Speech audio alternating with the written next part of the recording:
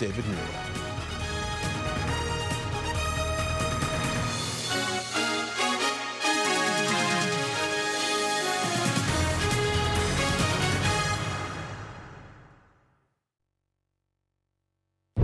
Tonight, more than 1,000 flights canceled across the country. Fallout from the government shutdown expected to get worse. The FAA forcing airlines to cut flights at 40 of America's busiest airports. From Atlanta to New York, Chicago, and Los Angeles, 4-hour delays reported in Washington, D.C. Passengers scrambling to rebook flights. The shutdown raising safety concerns amid the critical shortage of thousands of air traffic controllers. The shutdown day 38, the longest in history. Democrats tonight proposing a deal to reopen the government and extend Obamacare subsidies. Republicans calling it a non-starter. And 24 hours after a judge ordered the Trump administration to fully fund SNAP food benefits for more than 40 million Americans, tonight an announcement from the USDA. And what a court just ruled moments ago. The horrific crash of that UPS plane in Louisville, Kentucky. What we're now learning about the final seconds in the cockpit. The alarm sounding as the crew struggled to regain control of the plane. New reporting on the deadly shooting of a house cleaner. A wife and mother of 4 shot through the front door when she mistakenly went to the wrong home. Will criminal charges be filed? Former NFL star Antonio Brown back in the U.S. and behind bars, facing a charge of attempted murder. Brown taken into custody overseas after posting videos of a high-end hotel and luxury cars.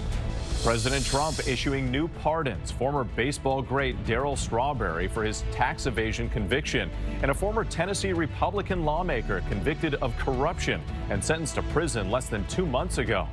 The mother of a missing 9-year-old girl arrested in an unrelated investigation. New surveillance video showing mother and daughter wearing wigs just days before the young girl was last seen. Tonight, millions bracing for the first Arctic blast of the season. Temperatures plunging between the teens and mid-30s. And Mega Millions closing in on $1 billion. Tonight's jackpot and where it stands now. From ABC News World Headquarters in New York, this is World News Tonight with David Muir. Good evening and thanks for joining us. I'm Whit Johnson in for David tonight.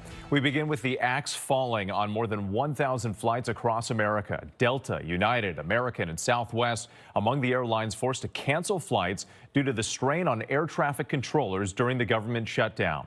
The FAA ordering airlines to reduce flights by up to 10% in the top 40 busiest markets. At least 4-hour delays in Washington, D.C. today. Many passengers now racing to rebook flights for this weekend and next week. Thousands of air traffic controllers and TSA agents working without pay. Transportation Secretary Sean Duffy warning the next step may be to close airspace over parts of the country. ABC's Stephanie Ramos leads us off from Newark Airport.